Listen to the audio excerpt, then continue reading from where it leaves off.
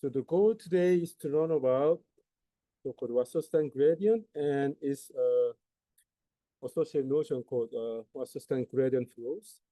Okay. Okay. What is gradient flow?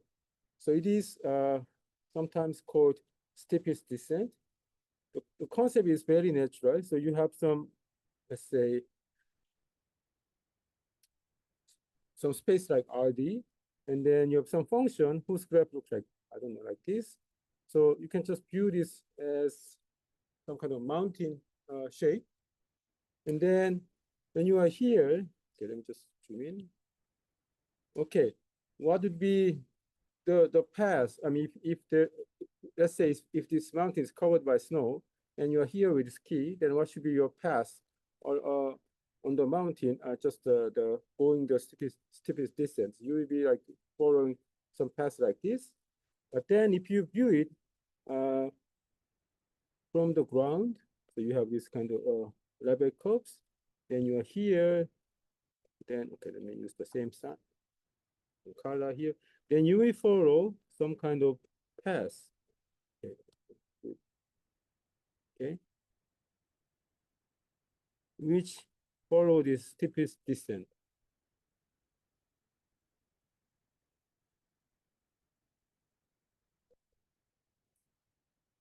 Okay, so this is like in real life we experience this kind of things, but then in mathematics, this phenomenon can be seen in many contexts. Okay, and it has many applications too. Okay, so in mathematics, what is it like? So consider a Riemannian manifold. Of course, I mean, in our case, we can consider just a Euclidean space for now. Then the gradient flow is this steepest descent path. So you have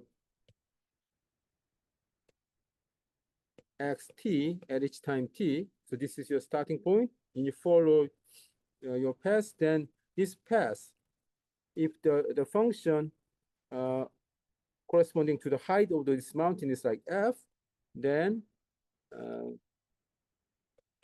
the velocity of the path is given by the gradient of f at each point xt here, and but you follow the descent, not ascent. So gradient at this point is a direction where the function increases, so it should go this way. But steepest descent is going the opposite way, so that's why you have this negative sign here. Okay, so that is exactly what is written here. Okay. Okay.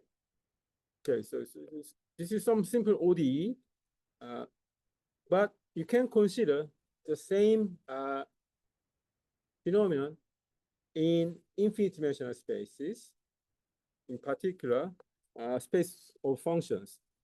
So let's say, consider a space like this. This is space of functions satisfying the following: that is integral, L2 integral is finite, and its derivative is, which gives a vector field, and you take the L2 integral of that derivative is finite. Okay, and so that is like this H1RD, I mean, collection of those functions. But then this zero means as x goes to infinity, u is zero. So the function on RD, it can be like this, but as the x goes to infinity, the value goes to zero. So it just decays. Okay, then on this function space, you can put a metric, which is in this case, in this example, it's just L2 metric. So given two, let's say, functions, it's not just functions, given to vector field, so eta and c are vector field. Then for those vector fields, okay, you can take their inner product, I mean, on ID, and then take integral. So that is called L2 metric. Then what happens? So remember, gradient given f, if you differentiate a curve inside f, then that gives you this this metric,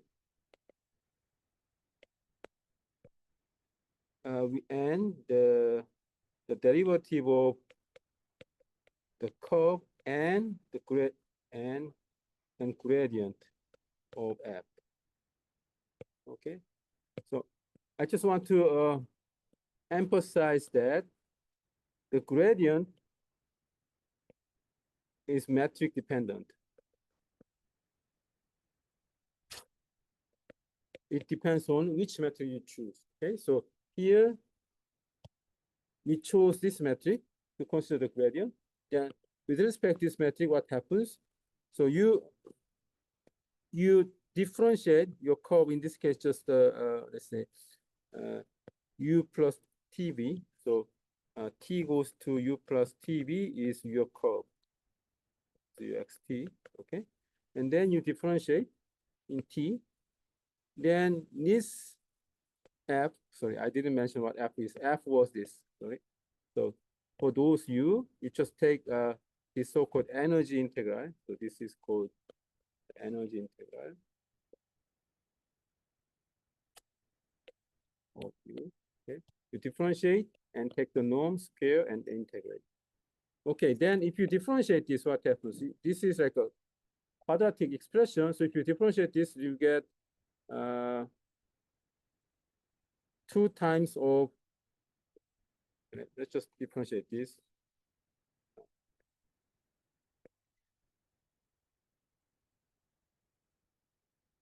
What is it? This is gradient u plus tv, gradient u plus tv, okay? And you differentiate this, then you get, I mean, these expression, these terms are symmetric, so you just get 2 times derivative of, okay, let me use just the partial t for time derivative, gradient u plus tv, and let's do this calculation here, and the gradient u plus tv, okay, all right? But let's do this. Okay, I forgot to say that it, as t equals 0, okay? Then at t equals 0, what happens? Then this term goes away, and then this term, you differentiate only the term with t, so you differentiate only this term, then you get 2 gradient v. So v is a derivative of this u plus tv, and then you get here gradient u. Okay, so that is what is in here, and this 2 is cancelled by this 1/2 in the definition of f. Okay, so you get this, but then from this you just apply integration by parts.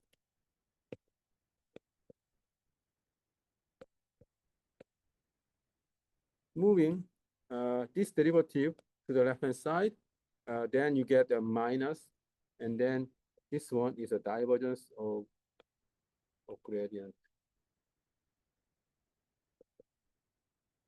Okay, and you get this term, and so you get minus plus u and v. So your gradient is this. I mean, remember why we say that the gradient with respect to autonomy is this? It's just because that is what the definition of gradient is. So you differentiate your function along the curve, and you represent it with this the given metric, and the with respect to the velocity of the curve, which is v. Okay, so v is the derivative of u plus tv, right? I'm sorry, I should mention that this is not just vector field. Okay, I just got confused.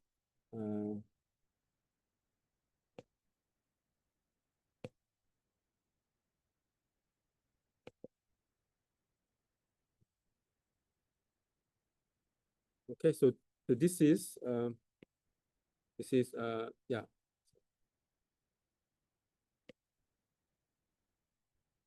Okay.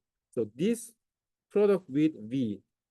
So this is just L2 product between minus Laplacian U and V. Okay, so that's why we represent it this way. And then this V was a derivative of our curve. So if you just compare this with this formula, then the L2 gradient of our functional f is, which is this, correspond to just this term. That's why we say that the gradient of f in L2 norm is minus Laplacian U. Okay? And then if you plug this back to this gradient flow expression, then you take minus of the gradient on the right-hand side. That's why you have minus of minus Laplacian, which is just Laplacian. Then what you get is the time derivative u is the same as Laplacian of mu, which is nothing but the heat equation.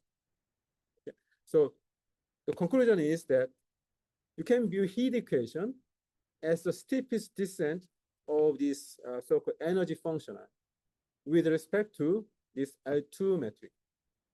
Okay, making sense?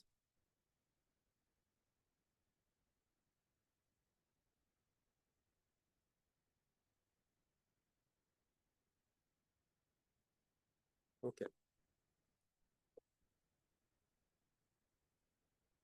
Of course, this is not about optimal transport. I just presented this concept of gradient flow in terms of the usual PD analysis.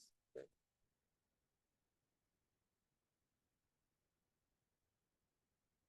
And we can do the, before I continue. Any question from the Zoom or any question in the classroom?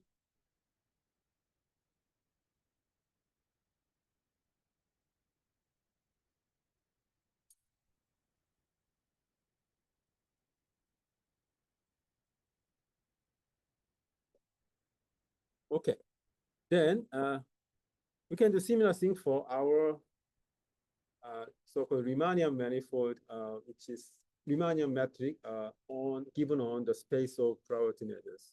Okay, so let's just recall what we did last time. So we said that the tangent space of this space of probability measures is given by this L2 closure of this gradient of smooth functions, but this L2 norm depends on each point, I mean each row in the space of probability measure where we take the tangent space.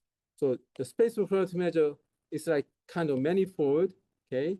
And then you have this row and the tangent space to that infinitesimal manifold is represented by this gradient of smooth functions, okay? So this expression one can view as just as is, but also probably more, I would say, meaningful way to understand it is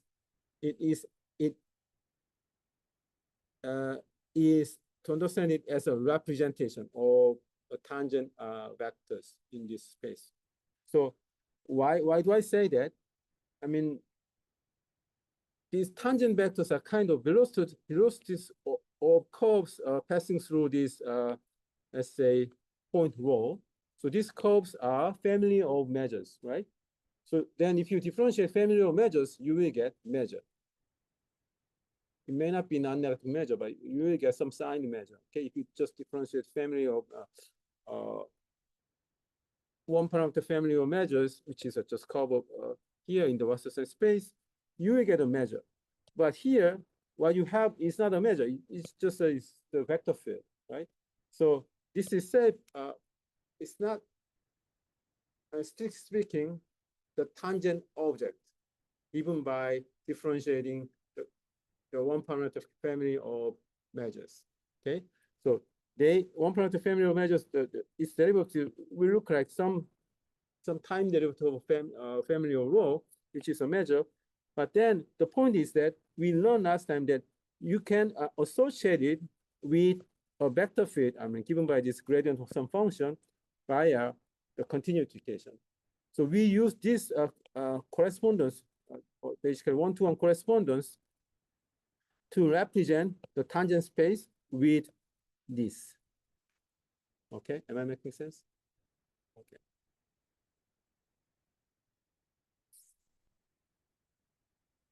Any question about this?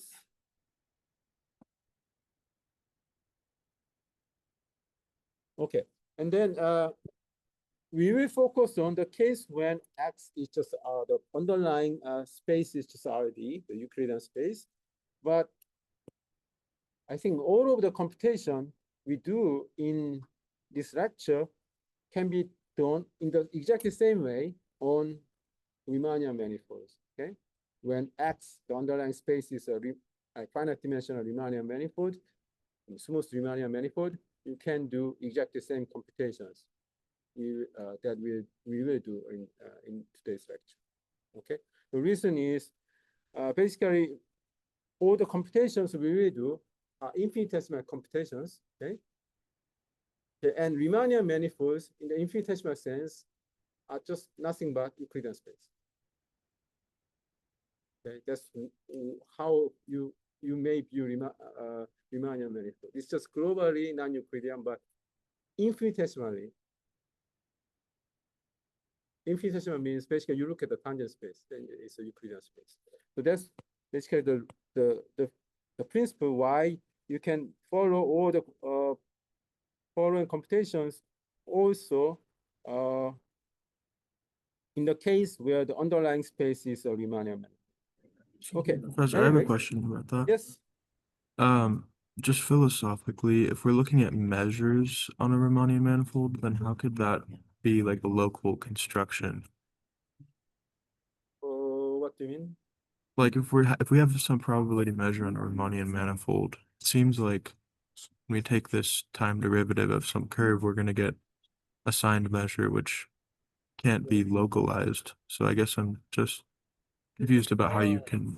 Yeah, for measures, the measures are basically the notions kind of independent of the underlying metric.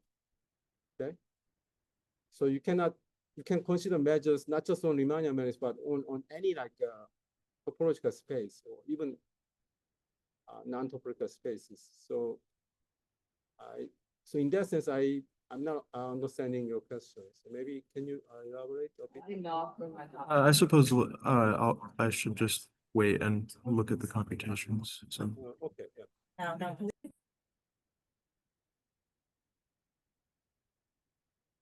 All right. So Felix Otto introduced this Riemannian metric on such a tangent space. Just given two tangent vectors in that sense. Okay. So here again, this U and V are maybe a closure of this gradient of some function, I mean limit of gradient of some function, but that these are just a representation of this. So we represent these tangent vectors with this vector fields U and V. So these are vector fields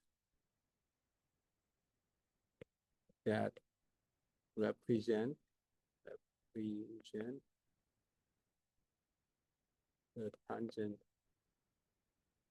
And let's call it tangent objects U and V in okay. Then for those vector fields, you just consider just this integral. So here, if X was the Euclidean space, this dot product or the inner product is just independent of your location. But on Riemannian manifold, such inner product, which is Riemannian metric, depends on your location. Okay, that's why I put subscript X here. Okay. All right, and so again, put this derivative of this curve of measures can be represented by this unique vector field given by some gradient of some function via this continuity equation. So then this autometric between two tangent objects is nothing but, this like L2 type product between those corresponding vector field. An important thing is that is with respect to this major rho. Okay, so at this location rho, your metric, of course, depends on that location. Okay.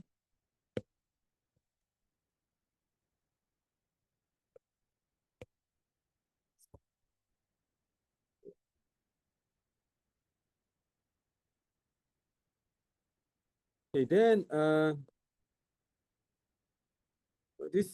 this page is also from the last lecture. So remember the gradient with respect to this W2 metric over functional on this space of measures, okay, can be defined from this formula, okay. So here, this metric is the W2 metric, the W2 metric at this particular point, rho t, okay. Okay, then to compute such W2 gradient of a given functional f, we want to use this correspondence between the derivative given as a measure and the corresponding vector field via the continuity equation. Okay. So here, this term, the time derivative of rho t, is represented by this vector field gradient ut, so which is here, and this integral is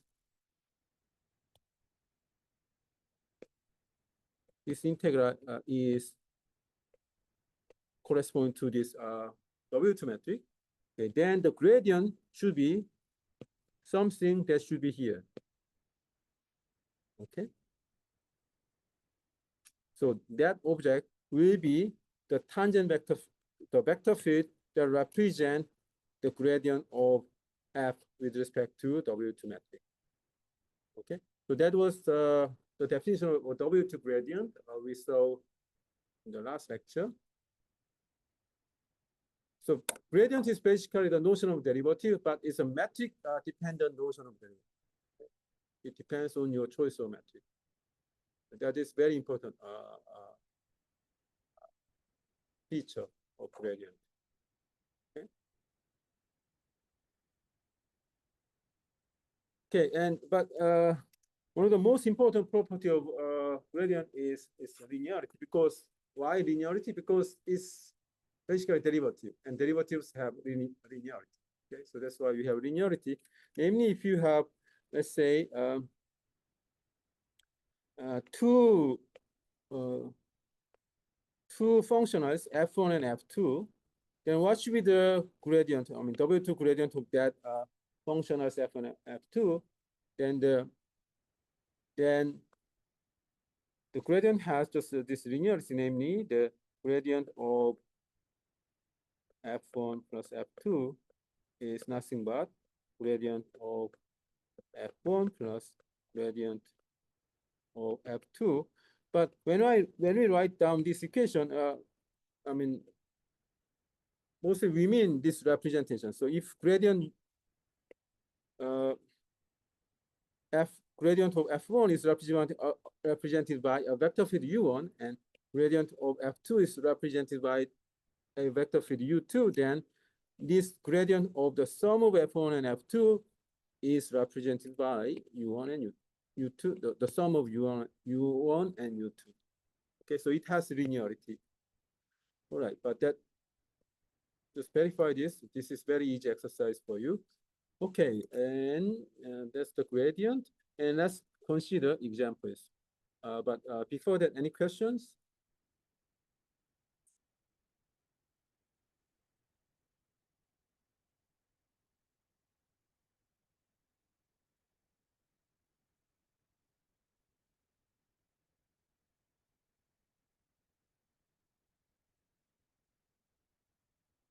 Quick question. Could you speak on the importance of the quadratic cost here? Don't we need that? Cost? Oh, probably, I mean, you're asking because you already know the answer. Or I've heard an answer before. I guess I just Yeah, forgot. so that's a very good question. So here, the reason why we have this Riemannian type product is because we consider this W2 metric. Okay. How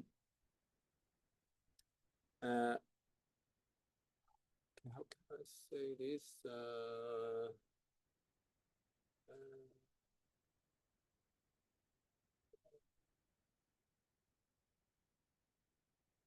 You can view it this way. I mean, remember how we basically you can just to answer your question, you can just review the previous lecture. But to give us some short explanation, what is Riemannian metric in the first place? It is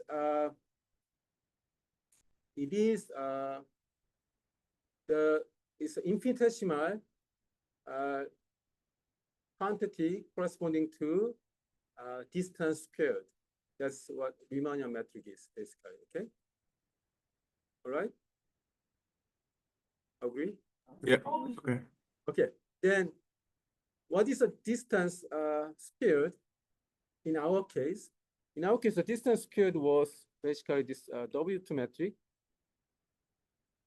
W2 cost for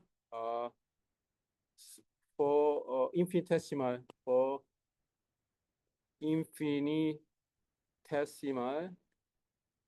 transport. So infinitesimal transports are basically identity plus some small some gradient of some function, right? Which is just the gradient of x squared plus u. Okay, fine. Yeah. Right. Okay. Then the cost is integral half so which is tx minus x squared, but here tx was tx is x plus gradient u, that x, that's tx minus x. So this is t, this is x. So then you get, oh, I forgot t rho, okay.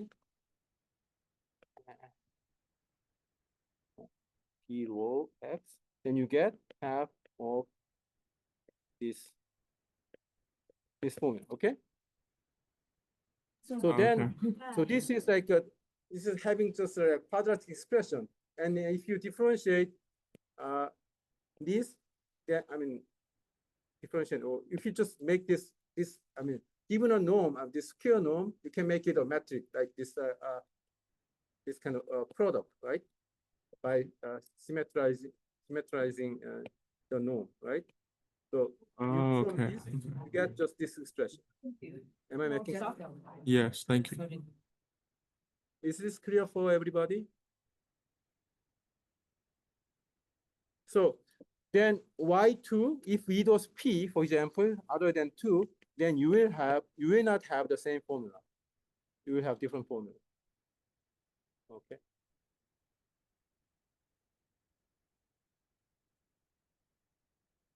That will not be a Riemannian metric. Yes, so that will not be a Riemannian metric if this was not 2. Okay. Okay. A very good question, and then I hope I answered it. Yes, thank you. Okay. Other question?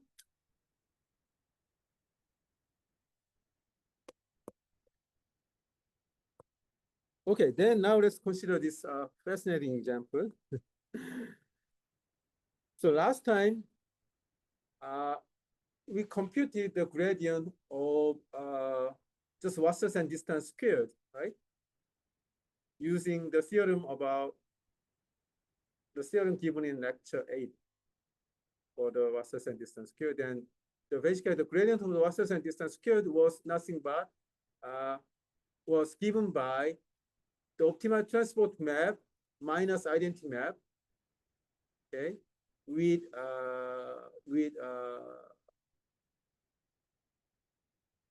negative sign, but just something like that. Because we computed that last time using the theorem. But now today we do another example.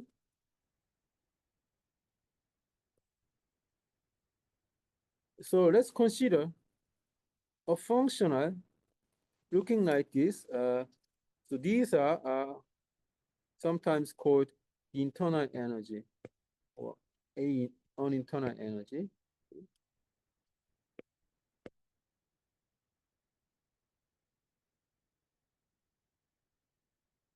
Of the distribution rho.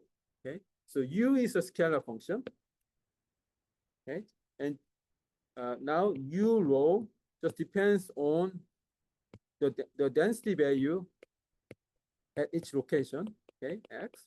So this is a function of now X, and you integrate with respect to X. Okay, maybe what you got had a question, of in your previous question was what should be this dx when X is a Riemannian manifold? So this dx, okay, dx is a Lubeck for X is ID. Otherwise, in general, it's just the volume measure.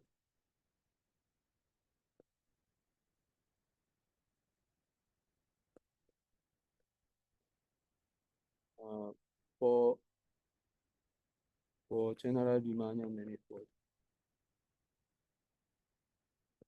Okay. So you just integrate your function with respect to the volume measure, then you get this internal energy. Okay.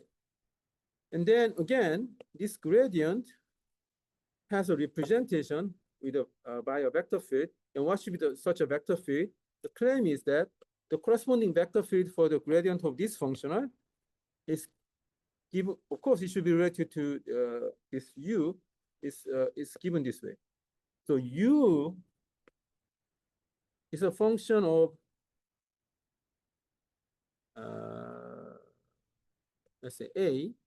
So U prime means you just differentiate this one dimension, so one parameter function with respect to that parameter. That's what this is. But then, so U rho is just D dA UA, where A is rho X. Okay. And then now you differentiate that. So this one is U prime rho X. So it's a function depending on X. And then now you differentiate this, take the gradient with this X variable. So this is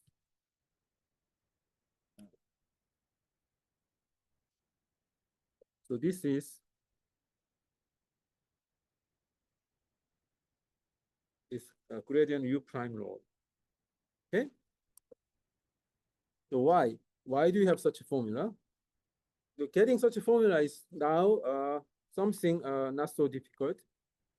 Okay, so you have, let's say, a one parameter family of curve. One parameter family of measures, rho t. So this is in your space of measures, okay? And then, but corresponding to this curve, let's say we have this corresponding vector field gradient ut, okay?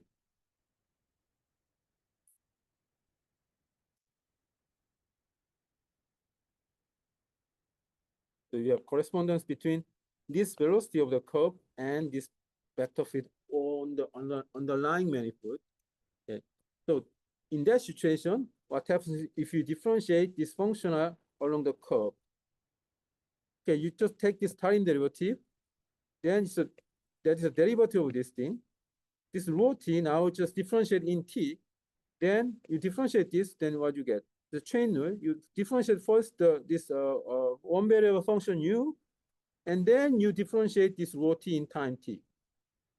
Right? This is just a simple chain rule. But of course, here we are assuming all this nice integrability of things so that your derivative can be applied inside the integral.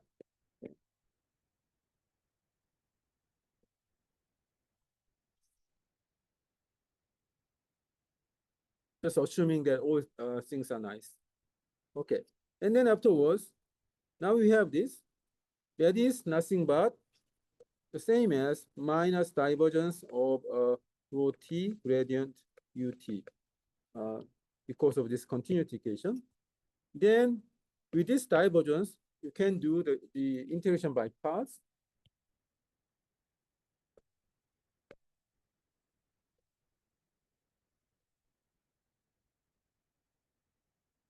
To move this divergence and apply to the other term, in this case u prime rho, then you get the gradient of that function u prime rho.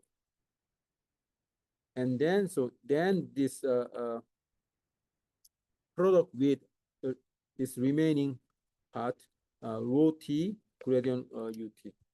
So that is, so this term is the same as this together with this. Okay, just to give you more precise expression of the right hand side is just gradient in x of u prime rho t x and gradient u t now x, and if we are in the Riemannian manifold, this product should be depending on x. So let me put x here, and then let me rescale this a bit.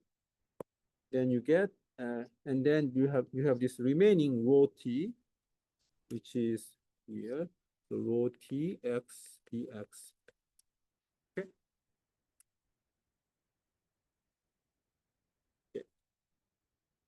Is this clearly visible or understandable, this expression? Which is just nothing but this. I just put these x variables there. Any question about this so far?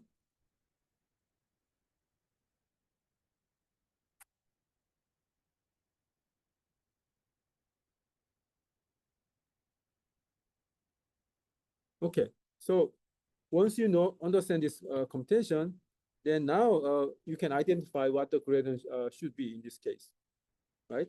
So the metric is, so this is our metric, the W2 metric, where this corresponds to the velocity of the curve, okay? So if you remember how we define W2 gradient, so here you have the velocity of the curve, represented by this vector field. And then this question mark should be our gradient in this expression, okay? When you differentiate this UF along this curve, then you get this expression, and the term corresponding to this question mark should be our gradient. So in this case, that is exactly, just let me just zoom out, that is, this question mark is exactly this one, which is just this one, okay? That's why we claim that this gradient is represented by this vector field, gradient u prime. Am I making sense? Okay. But then, okay, among these so-called internal energies, there are several important or common ones. And probably one of the most interesting one is this one, when nu A is A log A. So this is a formula for the so-called entropy function, right? So if you have distribution and if you with some density rho, if you take this integral of rho log rho dx, okay? I mean, if you want to write in a more fancy way, this should be log of d rho dx d rho. Okay, so that's the entropy. of rho. Okay. Then in this case, our u is a log a. So if you differentiate u prime a, then what you get is just what, log a plus a times 1 over a. 1 over a is the derivative of log, so you get log a plus 1. So if you take the gradient in x of u prime rho, then what you get is gradient in x of log x plus 1. So that the remaining one is nothing but gradient of x of log gradient in x of log x. Okay? So that is what this is.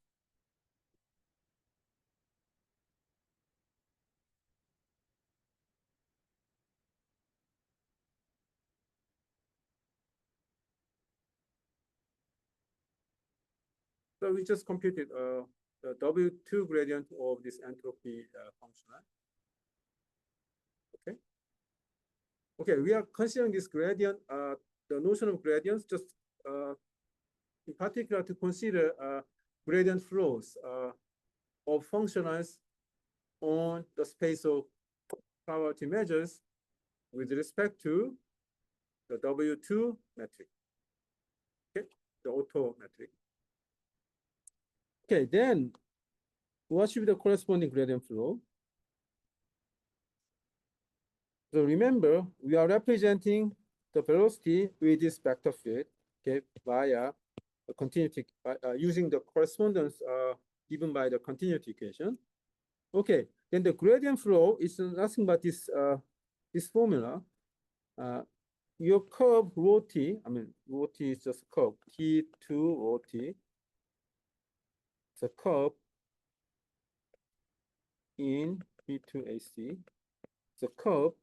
Then for such a curve, we say it is a gradient flow if its derivative, its time derivative is given by the minus of the W2 gradient of the functional of a functional f.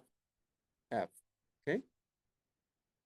And here we know that such a functional should be represented by a vector field, and then the corresponding equation to this. I mean, this is it's almost like symbolic equation, but then what we mean by this is exactly this this equation where in the place of this vector field in the continuity equation, you plug in this vector field corresponding to the gradient of f. Okay?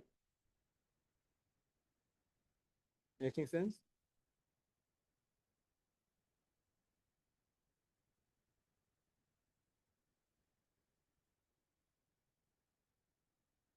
Question?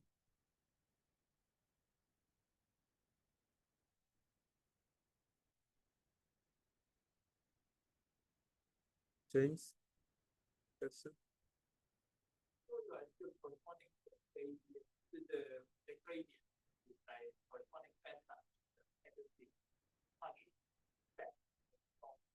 Yeah, plug in that vector field in the continuity equation. Yeah, yeah.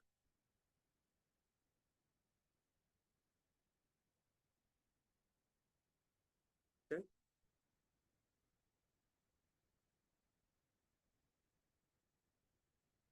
So gradient flows or coming from this the optimal transport metric, the Wasserstein metric or WT metric, will all have this common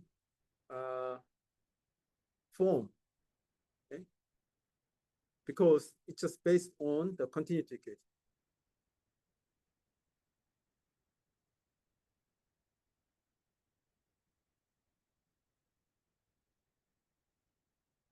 Okay. So sometimes we just simply write down instead of just writing this guy is represented by a vector field G, and we simply just plug in just this here. Okay. When you plug in this here, that means this one is the vector field representing that gradient of W2 of F. Okay. Or simply we say that this gradient is nothing but this vector field. Without mentioning it is represented by the vector field and so on. After you understand all this, you can just freely do all this, abusing notation. Okay?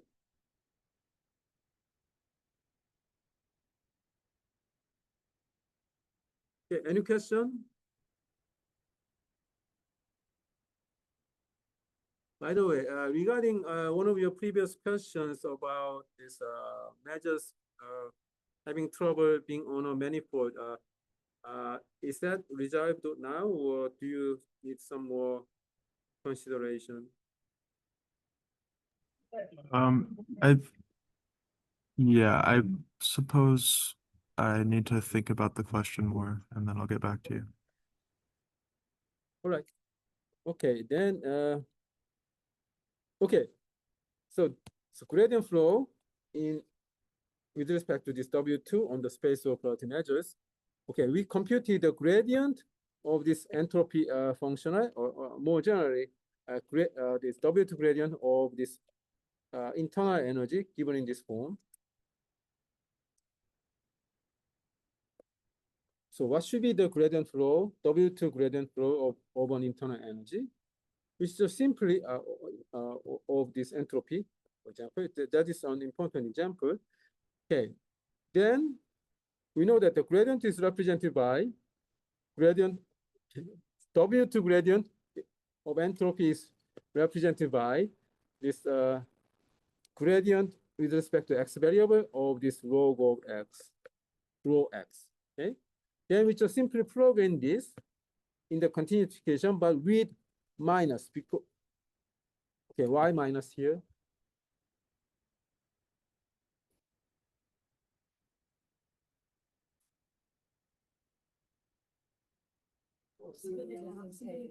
Gradient descent. Yeah, it's a gradient descent. So the flow follows the opposite direction of the gradient. That's why minus. So I think I have to correct the previous thing. So here we should put, James, you didn't mention this, right? So it should be minus, right? Okay.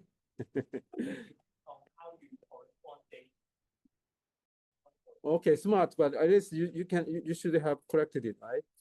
Okay.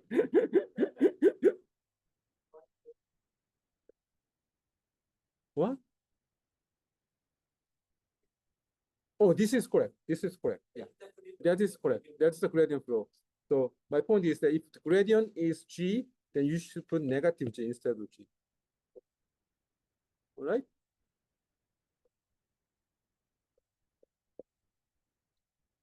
Okay. So now be careful with this minus. I mean, obviously I make some mistakes, right? Okay, then what is this here? I mean, this whole thing, divergence of this thing. So divergence of rho t, gradient rho t. Okay, gradient rho t is gradient rho t divided by rho t. Because if you just differentiate logarithm, that's what you get. And then you have this another rho t. So if this rho t are canceled, so then you have divergence of gradient rho t, which is nothing but, by definition, the Laplacian. Then the W2 gradient flow of this entropy functional is just, if you plug in, if you just replace this with minus, with, okay, minus should be here. So with minus of this, then what you get is just this one, which is the heat equation.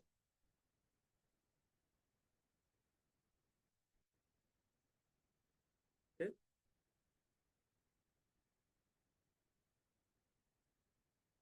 So the steepest descent for the gradient flow of the entropy functional with respect to the W2 metric is nothing but the heat equation.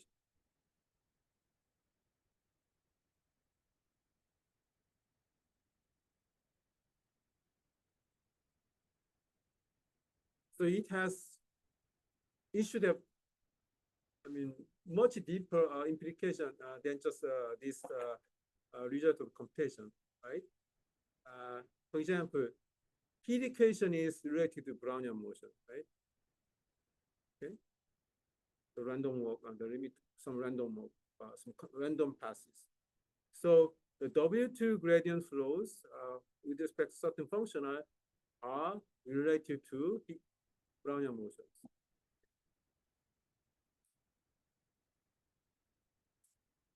So that those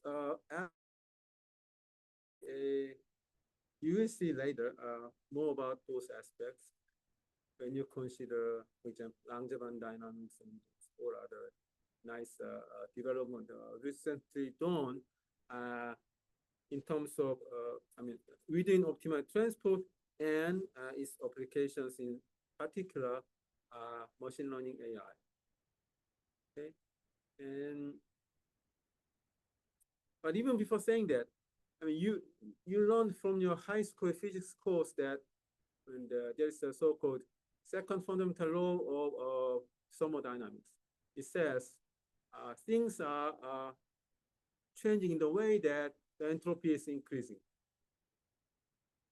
Okay, and then when you have the and heat equation is just the most natural diffusion process. When you have some kind of particles moving part, so it's a temperature or just random particles, and then a collection of random particles which makes heat, then the heat follows the heat equation because that's the most fast way to entropy. Okay, but now here we are decreasing the entropy in a most fast way. Why is that? Just because this entropy is this is minus entropy in physics literature. In physics, they use minus negative of this, okay? But in math and in optimal transport, we just use plus. And this plus entropy is, this opposite of the physics entropy is called, sometimes called Shannon's entropy, which is more suitable for the information theory, which Shannon was one of the founding fathers. Okay.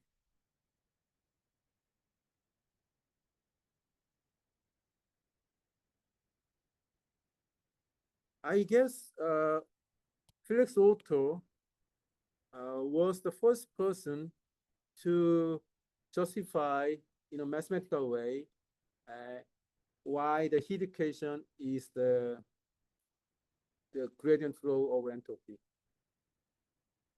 In other words, he found the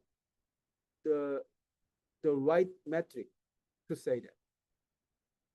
In this case, the right metric is just W2 metric. Okay.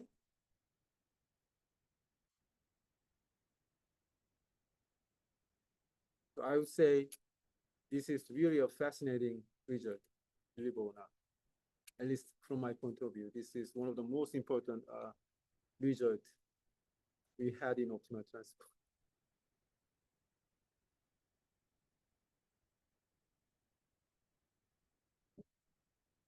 Okay, any question?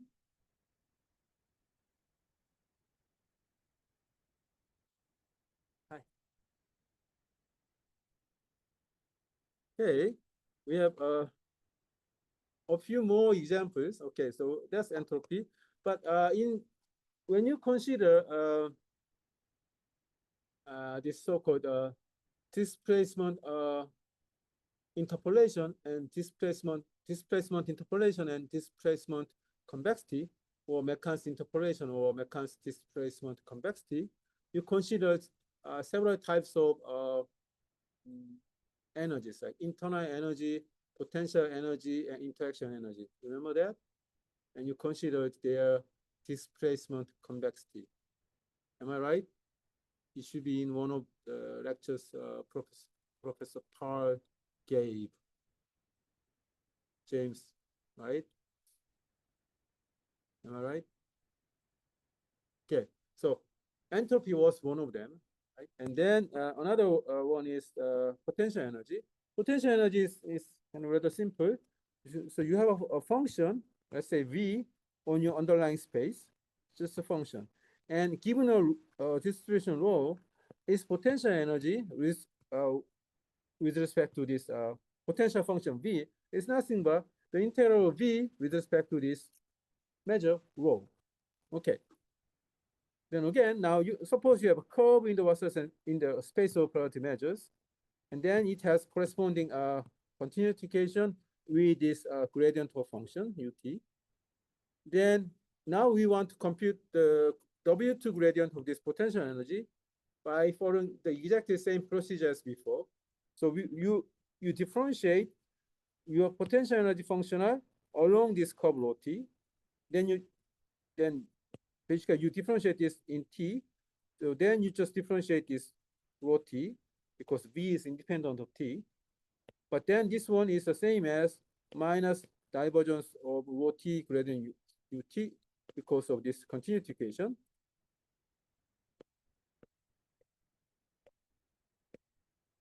And then you apply integration by part, integration by parts, moving this divergence to the left hand side, and not the left, to the other term, okay? Then canceling this minus, so you get plus of this derivative of the other term, and product with the remaining term, which is rho t, I forgot t here, and gradient ut. Okay, so this is the expression for the auto metric. So integral some question mark of this gradient ut given on this thing here, and then rho t dx. So d rho t.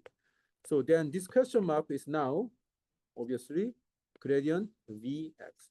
So this W2 gradient of this potential potential energy functional is represented by gradient of that potential function v.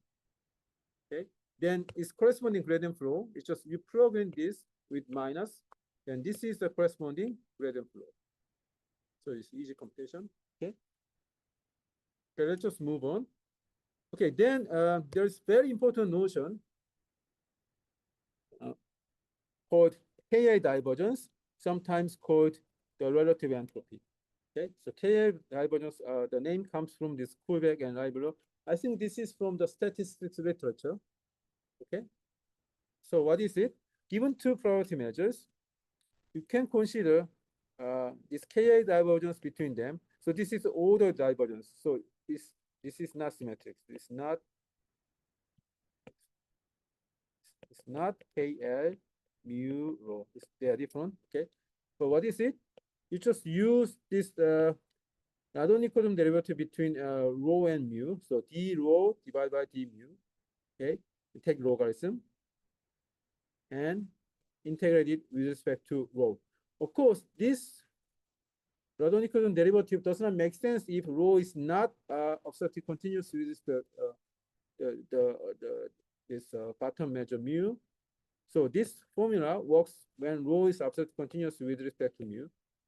If it is not, then we say this Kuhlbeck-Leibler divergence is infinite. Yeah. So that is a definition. Of course, this is the same as the entropy functional if mu was just a Lebesgue measure. Okay. Right, but at least in this formula, I'm just assuming that mu is also a probability measure. But besides that, this is exactly the same as the definition of entropy when mu is the Lebesgue measure. Okay, then let's just express mu in this form. Let's assume that mu is just absolutely continuous with the Lebesgue or the volume, and then you can just say its density is e to the minus some function v. Okay. And in other words, i.e., v is nothing but log of d mu dx. Okay. Minus. Okay, then the corresponding formula for the Kullback-Leibler divergence between rho and mu is, I mean, let's assuming rho is absolutely continuous with respect to Kullback, or with respect to this, then you get this formula after this. Okay, so this this log of d mu in the denominator will now be this integral b d rho. So this formula is nothing but the entropy of rho. This is entropy, right? Of rho plus this potential energy of rho with respect to v. Okay. Okay, then the W2 gradient of this from Ki divergence is the W2 gradient of this entropy functional plus the W2 gradient of this potential energy functional because of the linearity of gradient. So that's why this Ki divergence has W2 gradient given by the gradient of entropy functional plus the gradient of the potential energy. Of course, when I mean gradient, these are the vector fields representing the gradient. Okay. The corresponding gradient flow, you just plug in negative of this to the continuity equation, then you get this equation. So this equation has a famous name. It's called Fokker-Planck equation in physics or PDE. Okay. You will hear this name very often if you stay in optimal transport. Okay. All right. Any question?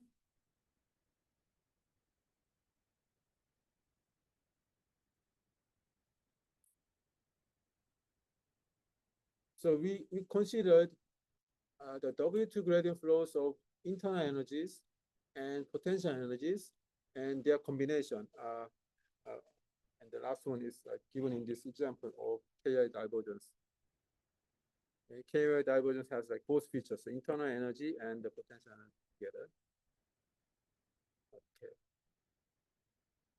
And then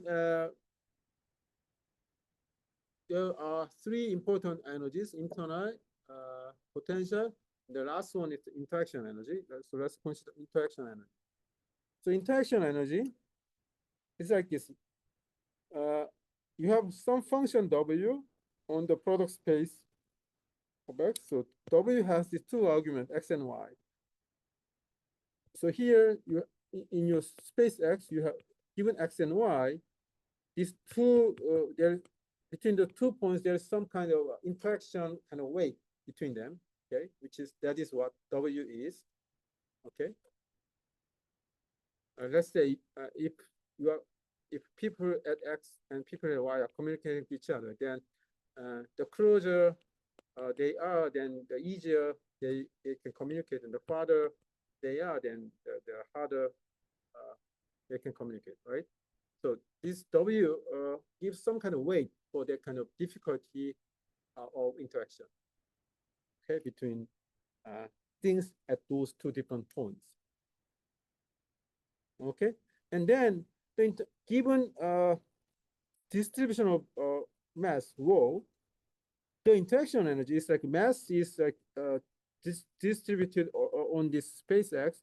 Then there is mass at X and mass at Y, and then these particles, the mass at different locations, interact with each other. So that is what is given here. The mass at X and mass at Y interact together with this interaction weight W. So that will give you some kind of interaction energy between them. And so the total interaction energy is just integral of this for all X and Y. So there's an interaction energy of this distribution. Okay. Okay. And in this particular computation, we are assuming that this interaction weight is independent of the order. So between x and y and x is the same. Of course, you may consider more complicated case where this is not the same, but let's just focus on this thing.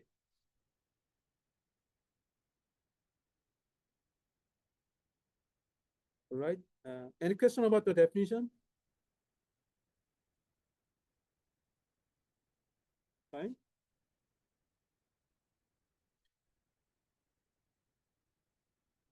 You learned this, am I right, from Professor Pius class? Okay. Okay. Okay. The human memory is not great in general. All right, that's why we want to make notes and record and things. All right, so now let's compute the W2 gradient and the W2 gradient flow of such interaction energy. Okay, the computation is a little bit more involved than the previous computations because look, we have two integrals instead of just one integral, so it should be more complicated. Okay, how do let's compute it. So let's consider a curve in the space of relative measures and its corresponding continuity equation and the corresponding vector field gradient. Okay, as usual, as before. Okay, then to compute gradient, we plug in this curve inside the functional and then we differentiate it in time. Okay, so that means we just differentiate this in t. So we have rho t here, but no t for w. But we differentiate this in t, then this is like a product of two functions depending on t. So if you differentiate the product, then you will get derivative of that times the other one, and this one times the derivative of the other one, right? Okay, then why we have only this expression here? Yeah. Yeah. So it's your exercise. So explain this. It's very easy exercise. Just you may not get it just in 10 seconds, but if you think 1 minute, you will get, everybody will get it. But I want you to get this. Just using the symmetry. Okay. Yeah, because of symmetry, you can do this. Okay. So this half is canceled here. All right. Okay, then now this one, you can use the continuity equation and replace this with minus of this divergence of rho t gradient ut. Okay.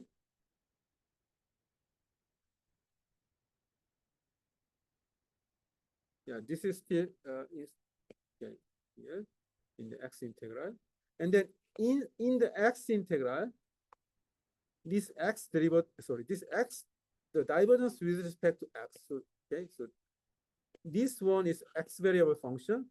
So this divergence is with respect to x variable. Okay, and then for this x integral, you can do the integration by parts for this divergence.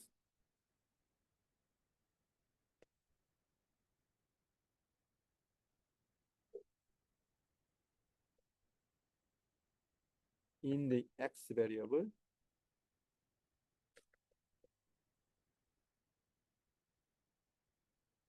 Okay, then this is just the usual computation we did before. So you just move this derivative to the other term, and then you get this product between the vector field, and this minus is canceled because of the integration by parts. When you move the derivative to the other side, you carry additional negative sign, which you cancel this. So that's why you get this, and then this, you have this and this remaining rho here inside the x integral. Okay, so far so good. So far. Okay, now what do we do? Now here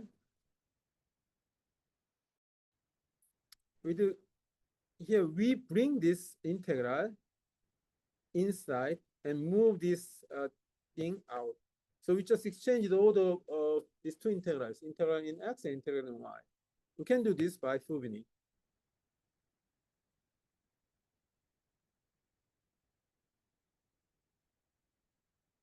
Observe that now we have this y integral.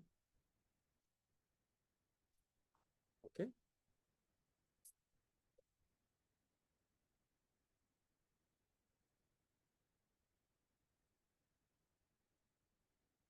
Okay, now in this y integral, look at this. This term is independent of y. It's just function of x only. Okay, including this this Riemannian product is also just a function of x, not on y. But only this term depends on y. Okay. Even this derivative is just x derivative. That means this integral with respect to y can be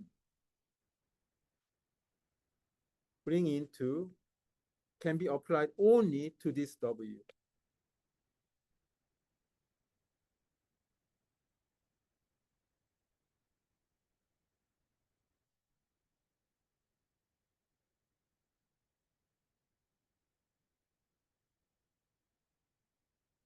So can you see why from here we can get this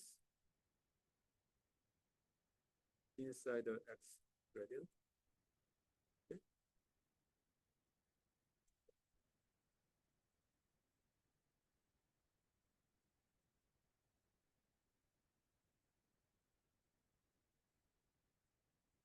If you got confused, then the key principle here is the linearity.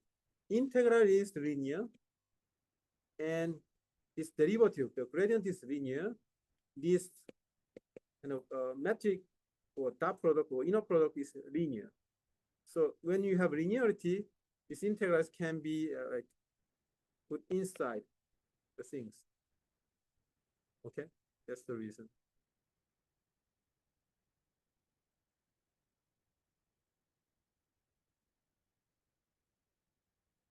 Okay. So when you see this, this is exactly the form like before. Question mark and then gradient x ut x rho t x dx. Okay. So anything here in this corresponding to this question mark should be the gradient of this, what's the W2 gradient of that functional, right? So here we have this. So that means this is the vector field that represent the gradient of the W2 gradient of this functional. Okay. Am I making sense here?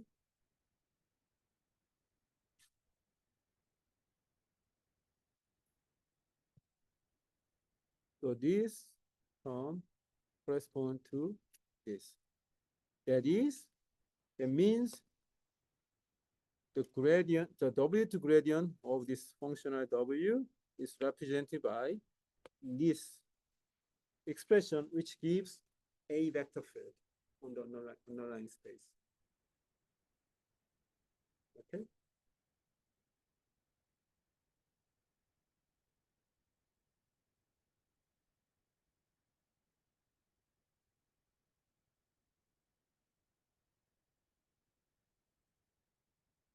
So this interaction energy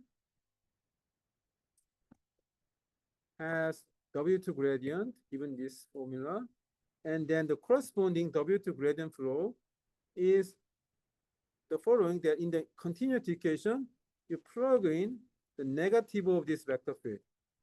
So that is the W2 gradient flow of the interaction energy.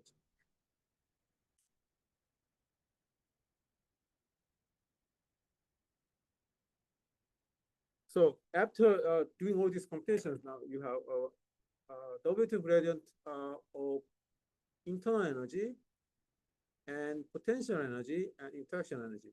Then now you can consider the W2 gradient flow of any like linear combinations of these energies, right? You may have some internal energy plus some potential energy plus some interaction energy for your distribution, and then you can consider W2 gradient flow of these by just using the linearity of the gradient.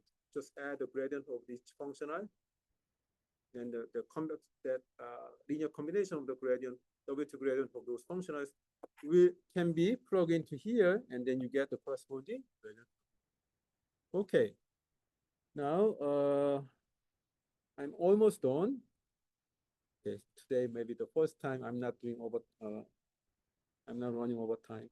Okay, so the last two examples are your exercises. Okay, and these are not just exercises; they are important examples. Okay, so I want you to do that. So here there are other types of internal energy, especially given by this like a power type form. Okay, there should be some name for this. I think this is sometimes called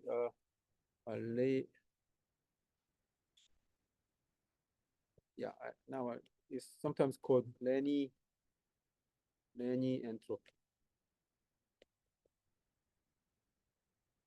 Okay. All right. Then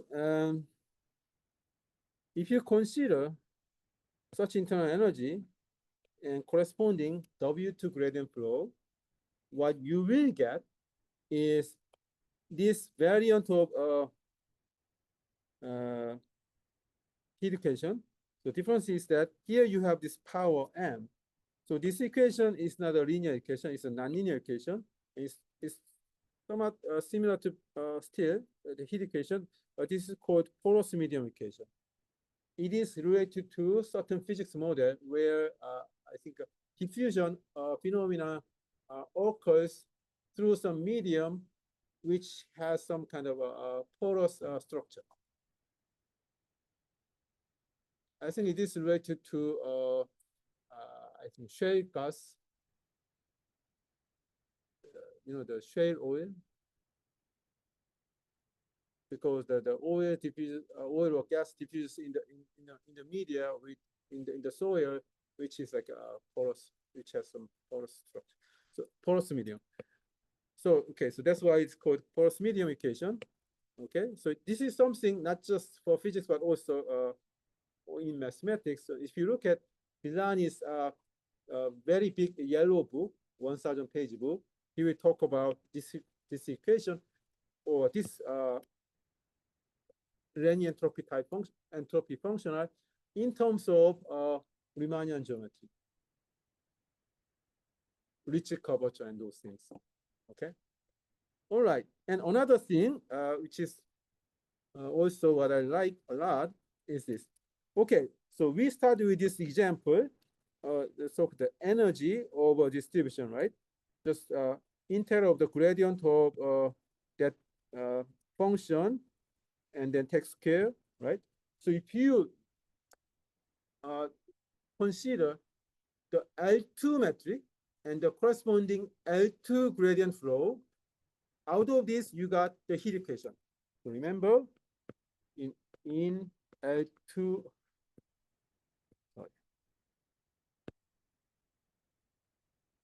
L2 gradient flow